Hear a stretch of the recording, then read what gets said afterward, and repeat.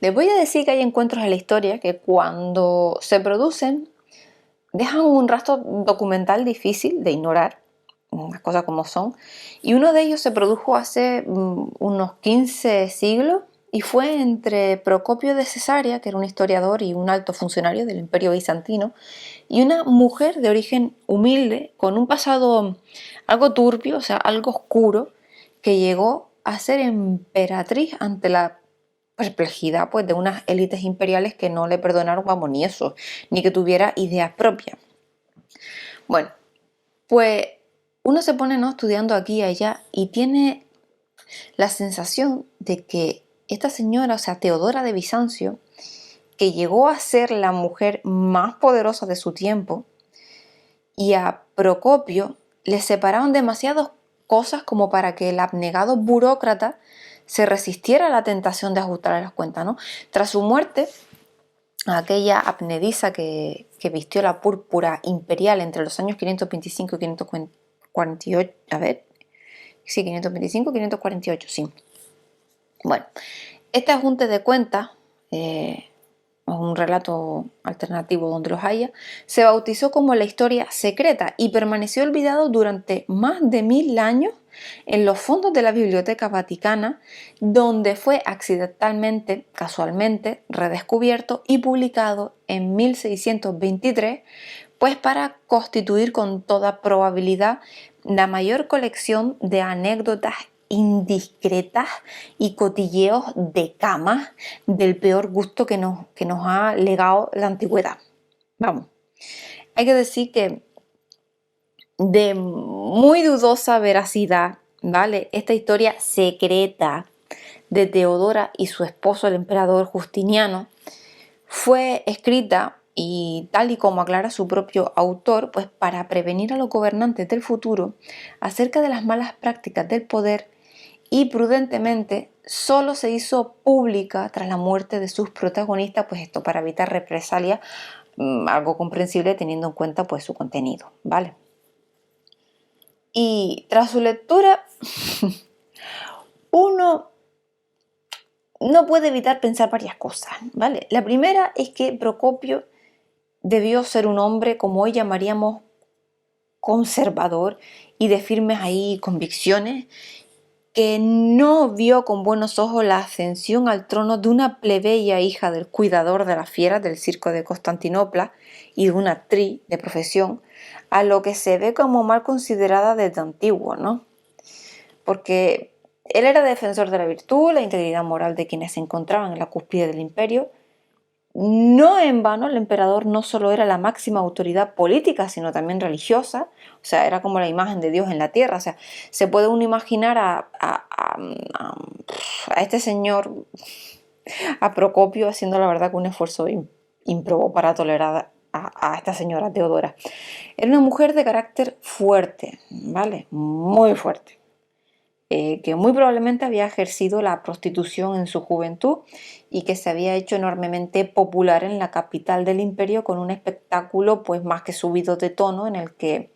semidesnuda se tendía en el suelo y pues se arrojaba granos de cebada sobre su cuerpo, pues para que varios gansos picotearan su piel, recreando para el show business el modo pues en que Zeus, transformado en un cisne, pudo seducir a Leda, la madre de la tristemente célebre Helena de Troya, protagonista a su vez pues de su propio relato alternativo, que es la Ilíada, ¿no? Pues para colmo de la indignación de Procopio, y como resulta pues fácilmente comprensible, aquel renglón torcido y licencioso, antes de ascender al trono y contraer matrimonio con el emperador, que quedó prendado de la vedette, había tenido numerosos amantes, y uno de los cuales también era Acébolo, que era el gobernador de Pentápolis. Siempre te digo Pentapópolis, es Pentápolis.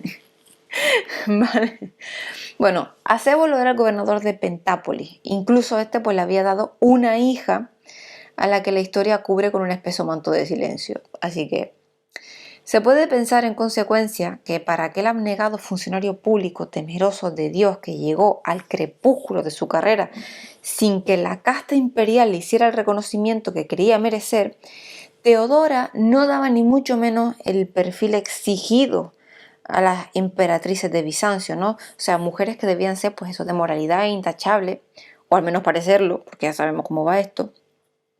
No en vano estaban destinadas a ser madres del sucesor al trono,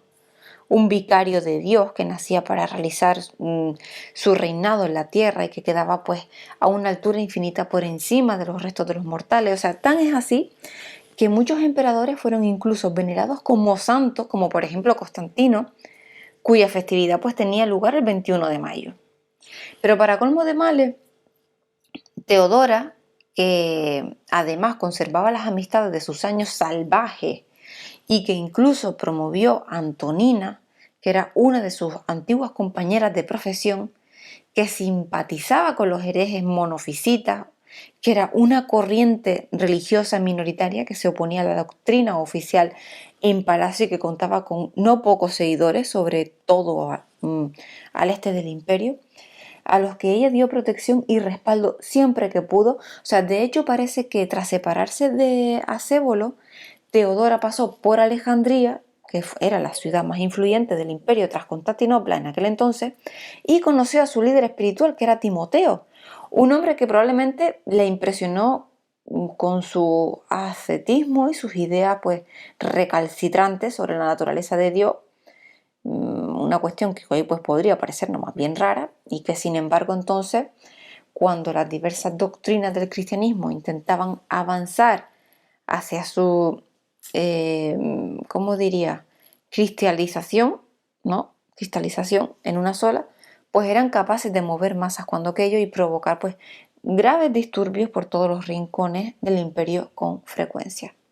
O sea, intrincadas discusiones bizantinas, nunca mejor dicho fue esto, que podían perfectamente acabar en cuchilladas y que en el fondo pues enmascaraban muchas veces puras disputas por el poder, o sea, además de que amenazaban con debilitar. Bueno, de manera que para Procopio, el enemigo moral, religioso y hasta político del imperio, se sentaba en el trono al lado del emperador Justiniano, a la que retrata en su historia, la historia secreta, como un hombre apocado y calzonazo que prefirió hacer su mujer a la que había sido mujer común de todos los hombres e indiferente a toda su historia revelada, que tomó en matrimonio una mujer no solo culpable de cualquier contaminación, sino que además se jactaba de sus muchos abortos. Y también, sin embargo, para su perplejidad, ni un solo miembro del Senado, viendo esta desgracia cayendo sobre el Estado, osó quejarse o censurar el hecho, sino que todos ellos se inclinaron ante ella como si fuese una diosa. Ni soldado alguno se quejó al serle ordenado que afrontara los peligros de la guerra en beneficio de Teodora, ni hubo hombre alguno en la tierra que se aventurara a oponérsele. Este es un texto de la historia secreta, ¿vale?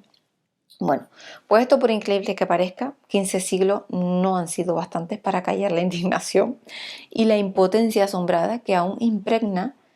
las palabras de Procopio cuando se leen, ¿no? Y es que la historia secreta, que en verdad es anécdota en su título original, constituye en su conjunto una especie de intrahistoria alternativa del reinado de Justiniano I y de Teodora de Bizancio, y supone pues una radical enmienda a la totalidad, a veces en tono satírico, de lo que la historia oficial nos ha transmitido acerca de ello y el entorno palaciego.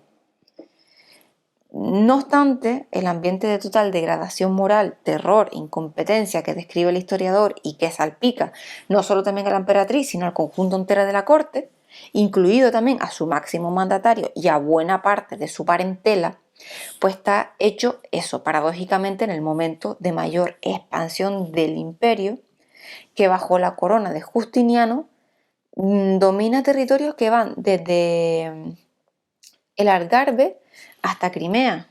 O sea, ninguno de los temores acerca de la rampante decadencia en el mismo corazón del imperio que el texto de Procopio podría haber suscitado pareció hacerse realidad. Porque visto así, la emperatriz sería tal vez una, yo qué sé, una vulgar mujerzuela, ¿no? Su esposo también, pues un inútil, las cosas como son. Su general, pues más laureado, un cornudo del montón y así todo, pues, incluido el abuelo del emperador, pues probablemente de origen eslavo, que no era más que al fin y al cabo que un bárbaro borracho, según cuenta, también eran imbécil y concupiscentes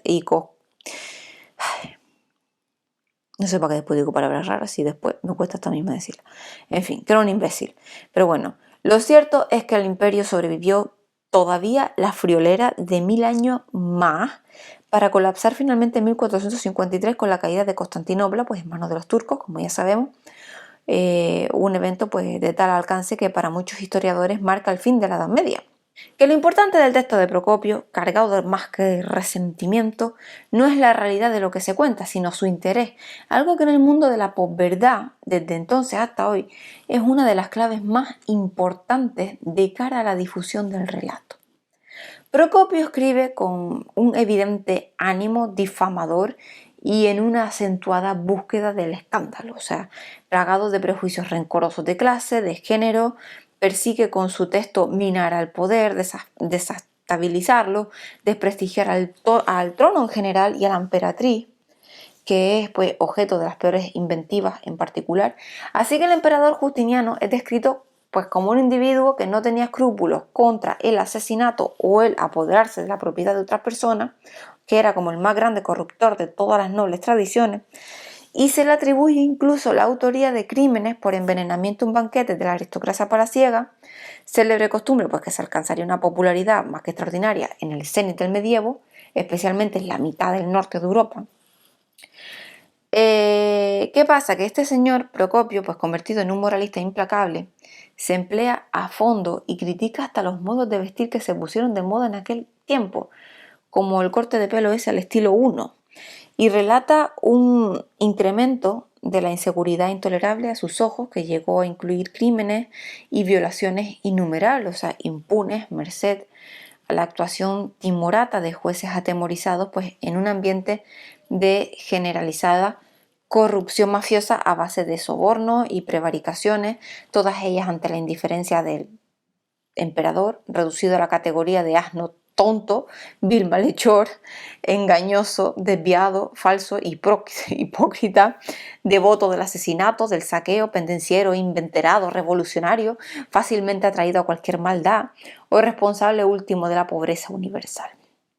Sin embargo, es con su esposa, la emperatriz Teodora, la más depravada de todas las cortesanas con las que vamos. El hombre se puso a gusto, no a gustísimo. Se hizo cortesana de la clase llamada infantería. Ahí queda eso. Ningún rol era demasiado escandaloso para ella. En materia de placer nunca fue derrotada. Vamos, y el tipo sigue con una cantidad de cosas en plan como que a menudo iba a merendar al campo con 10 hombres o más, en la flor de su fuerza y virilidad, que retosaba con todos ellos durante otra noche, óleo por ella. Frecuentemente quedaba encinta, pero como empleaba todo género de artificio, pues inmediatamente se producía al poco tiempo el aborto. Tan perversa era su lujuria, su nombre era una referencia muy superior a las otras ordinaria, no puedo decir la palabra, obviamente, y bueno, etcétera, etcétera, bueno, que se puso más ancho que pancho. Pues esto, vamos, hay que decir que este texto produce más que agotamiento y también bochorno recorrer estas páginas de esta pseudohistoria de Procopio, y por lo demás que la verdad es que no merece ni la pena reproducir todos y cada uno de los elogios, por así decirlo, que dedica la emperatriz, a la que además considera una hereje consumada, una bruja manipuladora, pues que encierra en secretas mazmorras a quienes no son de su agrado, o sea, una ladrona, una conspiradora incansable, despiadada, en fin, que aburre el tío. Bien es verdad que transcurrido 15 siglos es imposible penetrar en la nebulosa de la historia para saber exactamente cuándo de estas cosas, por encima de este tono denigrante y ofensivo con el que están contadas, fueron verdad. O sea, ni hasta qué punto fueron tales, ajenos pues a toda inocencia. El peatón de la actualidad sabe que nunca el poder en ninguna época se abonó a las medias tintas a la hora de establecerse, perpetuarse, reforzarse o defenderse. O sea, razón por la que no parece prudente descartar absolutamente todos y cada uno de los abusos y desmanes que Procopio refiere. Bueno, pues una cosa es que, claro, ya no podemos descubrir si fue verdad o no, porque a lo mejor simplemente es que este señor, pues, quiso ahí tuvo el hostigamiento este personal hacia la familia imperial pues yo qué sé, de su modo de hacer, sobre todo la emperatriz, a la que a lo mejor, no sé, a lo mejor maltrataba muy específicamente porque su condición de mujer en un mundo pues predominantemente masculino, o por su condición también humilde en una sociedad rígidamente compartimentada. La cuestión es que, para asombro de Procopio, si fuese posible para su ceniza, la historia parece haber absuelto a Teodora de Bizancio de la mayoría de los pecados que le atribuye. De hecho, algunos de ellos han acabado por dar al personaje como una singular popularidad en el mundo feminista. Porque hoy la imagen más famosa que tenemos de la emperatriz Teodora de Bizancio está en los célebres mosaicos que decoran la basílica de San Vital en Rávena, en Italia, una iglesia de planta octogonal construida ya entre los años 538 y 547, en la que aparece ella muy majestuosa, profusamente así enjollada, rodeada de sus damas, de sus eunucos, que llevaba corona, el cáliz en sus manos y que está situada en el centro de toda la pompa palaciega del momento. Si a lo mejor para Procopio la emperatriz pues fue una no puedo decir la palabra, ¿me entienden? Fue una lujuriosa, dominante, manipuladora, pues para muchos cristianos llegó a ser una santa ortodoxa. De hecho, su fiesta se celebra el 14 de noviembre y el sexto concilio ecuménico, celebrado a finales del siglo VII, le dedicó el calificativo de piadosa memoria más de 100 años después de su muerte. Vamos, que es que esto no parece gratuito. O sea, promovida por ella y el emperador, la Basílica de Santa Sofía, que hoy es la principal mezquita de Estambul, fue el templo cristiano más importante del mundo en su tiempo y se erigió a la idea teológico-filosófica de la suprema sabiduría de Dios. Santa Sofía, que es uno de los monumentos de la antigüedad más visitados del globo, o sea, obra maestra de los arquitectos Antemio de Tralles e Isidoro de Mileto, que se construyó después de una revuelta en el año 532, que bien pudo dar al traste con el poder imperial y se convirtió con los años en el gran activo propagandístico del reinado de Justiniano a la hora de vender a sus súbditos la imagen del imperio. O sea, Teodora, por lo demás, promovió aportaciones del tono feminista y no precisamente menores, o sea, al cuerpo de las leyes bizantinas a través del Corpus Iuris Civili, que defendía, por ejemplo, pues el derecho al divorcio de las mujeres, prohibía los castigos físicos por adulterio contra ellas, sentaba las bases para el reconocimiento de los hijos bastardos, o hacía posible que pudiera heredar o conservar su dote, además de que condenaba a los violadores a muerte. Pero además, y esto quizás explica muchas cosas, es que promovió la rehabilitación y la reinserción de las prostitutas, creando un convento llamado Metanoia, ¿no?, que estaba en la orilla asiática del Bósforo, pues donde se les permitía ingresar para aprender oficios de mayor provecho, considerados por entonces pues típicamente, ¿no?, femeninos, como corte, confección, empleo del uso, la rueca, cocina, enfermería, pues mientras se hacían los correspondientes ejercicios espirituales y se avanzaba pues en el arrepentimiento de los pecados, como bueno, para aquella época no podía ser de otra manera, obviamente. Mientras, pues por otro lado, la emperatriz prohibía la prostitución forzosa o la pederastia, que sin contemplaciones era castigada con la castración, y abría las leyes a la posibilidad de la despenalización del aborto. Llegó hasta el punto de que si las prostitutas contraían matrimonio, la emperatriz se encargaba de concederles la dote correspondiente. Y por si fuera poco, Teodora fue también responsable del primer edicto de la historia que considera la trata de blancas como un crimen con todas las de la ley. Bueno, pues esto, hay hechos que podemos verificar, otros que no, pero que a lo mejor no quita que Procopio tenía razón en algunas cosas, segurísimo, pues porque como he dicho, cuando alguien también tiene mucho poder, tampoco es que sea un santo. Pero bueno, no lo podemos saber, o sea, esto puede haber debate para rato, ¿no creen? Espero que les haya gustado y un saludo, hasta el próximo día. Hasta luego. Me encantaría que, por cierto, dejaran las opiniones. Hasta luego.